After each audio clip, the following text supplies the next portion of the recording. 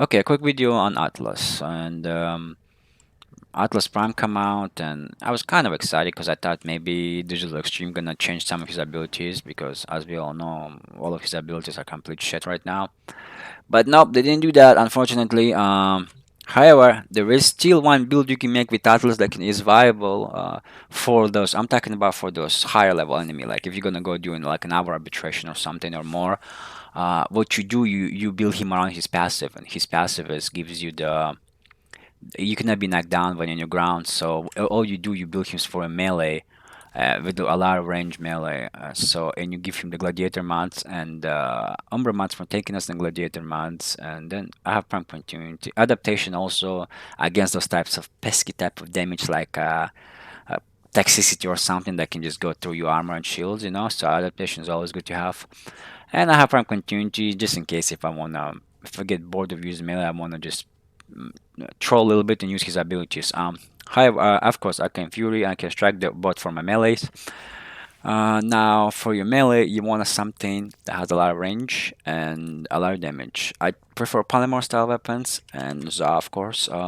And I'm using I was using my speed Za build for this, and this is my damage Za, but this is my speed Za, and that's my conditional rollout Za build. So I was using my speed Za build for this particular one. It has a high speed, but it has a low damage. But it was still good enough for armor. I was able to kill everything. And so the way it works is that if you use an Atlas with a melee, that means your melee animation will never be cancelled. And so you can just use that spin move and you will never be stopped and you will be able to kill everyone before they even shoot you. So as long as you're spinning, you have enough range with the prime range, and you have enough damage that you will kill everything. And of course, I have that Riven. It's a really expensive Riven. It took me forever to get the stats. I still didn't get the stats I wanted to. I give up.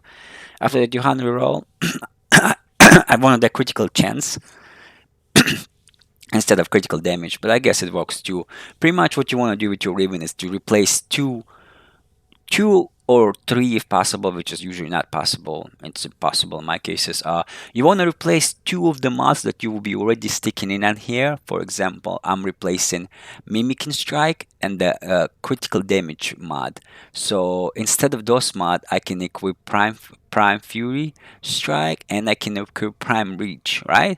Because if you didn't have this if you didn't have Raven with at least replacing two of your mods, then you have to equip all the mods that you need to equip, such as Berserker or Prime Fury, whatever. It's up to you. I prefer Berserker or Prime Fury any day because it stacks up to 75% chance, which is much better than 55% attack speed. So 75% attack speed. Uh, Prime Reach is a must for Atlas build because you want to kill everything before they do any kind of damage to you, and it's possible with Prime Reach.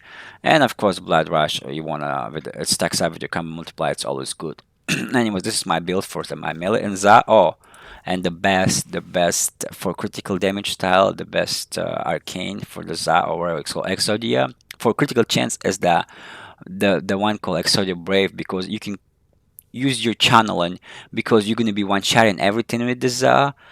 You will be getting energy back, and so you will be channeling your weapon the entirety of the gameplay through.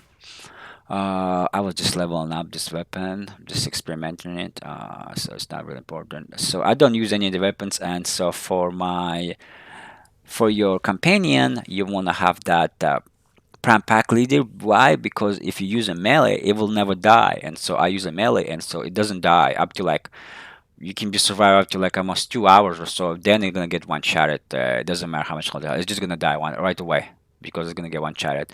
And you want to have Hunter Synergy. It gives you a critical chance link, 30% critical chance link. In this entire build, it's for my weapon, not to deal damage, but just not to die. So this entire build for my guy not to die and give me some of that charm loot. And that's what you want to do. You want to make sure he doesn't die, so you can capitalize on that hunter's energy as much as you want.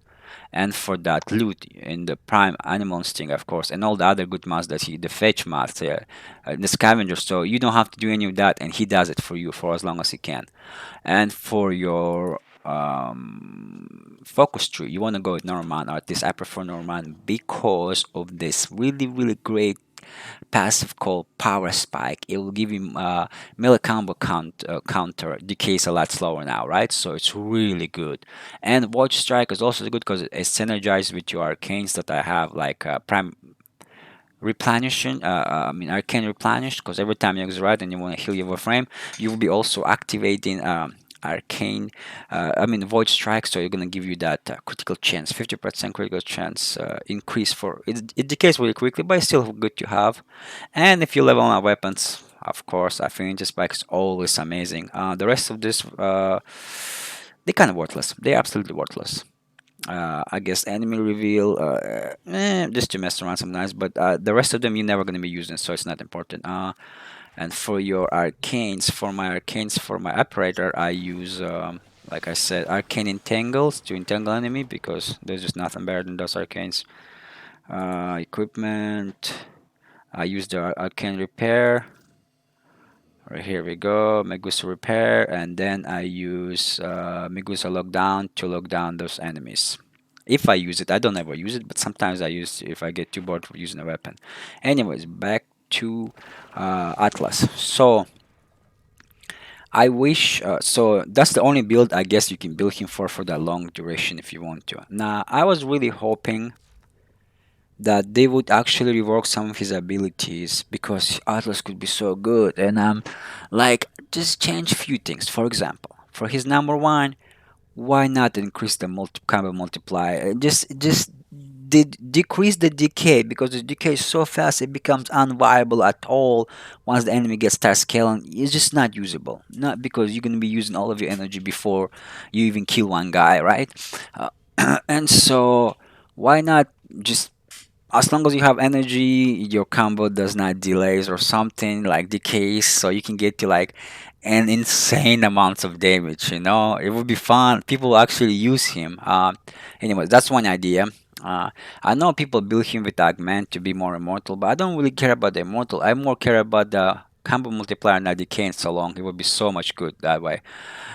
This ability is completely worthless. I don't even understand why they have it. It's just so bad. You cannot defend anything with it. I tried to use it as a defending and arbitration, excavation. I even used the augment mod, and I summoned it. I summoned the three wall around it, and the enemy still were able to destroy the excavator before destroying my rack somehow. I don't know how, but so it's useless. Why not make this? If you're gonna make Atlas into a solo player, then why not make this ability, either give him some kind of a raw armor made out of rocks on top of his already tankiness to make him more tanky, or give that to allies if you want to make him into a support tank.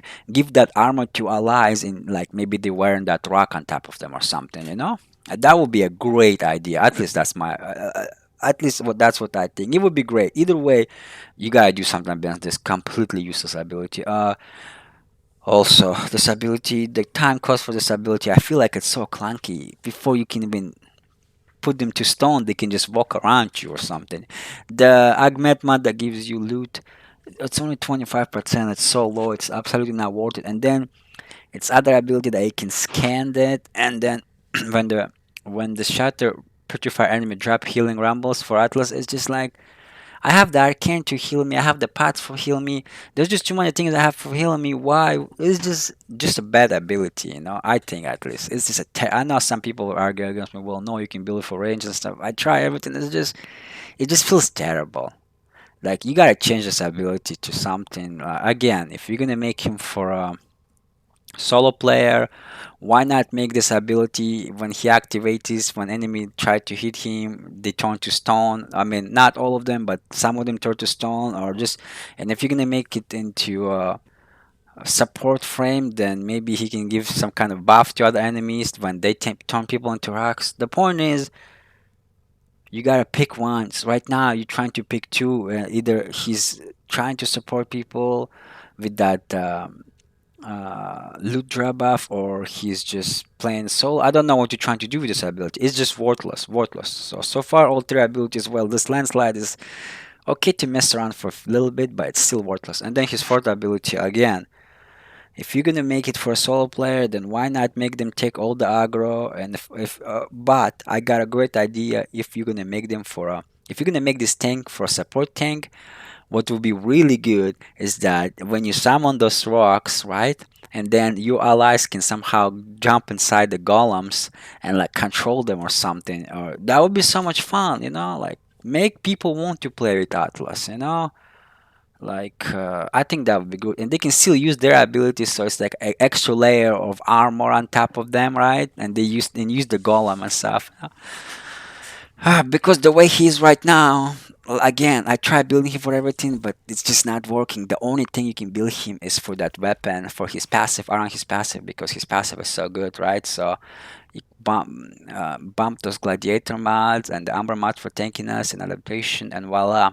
You will kill everything before they kill you with your melee weapon with that wrench on it, and you will not be. They will never cancel your animation. They will not be able to stun you or like stop you in any way, pretty much. You know, I'm actually not sure if they're gonna be able to stun you. You know, I don't know if there's enemy that can stun you. Ability. What does it says? Become immune to knockdowns effects while on the ground. Yeah, it's only knockdowns effects.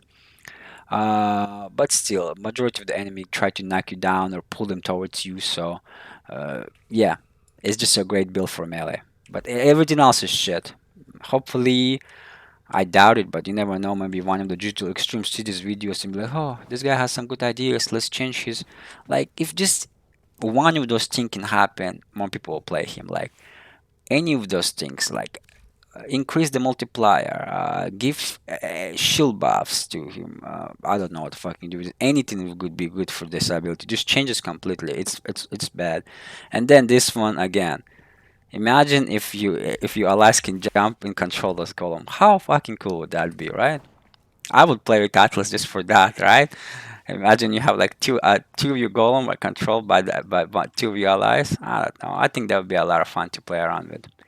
Anyways, that's it for this video. So my point was, Atlas can still be viable if you build him for that melee style of build, right? If it's all around your melee. And of course, you're gonna have to have a decently powerful melee. You want that Zad that can just kill everything.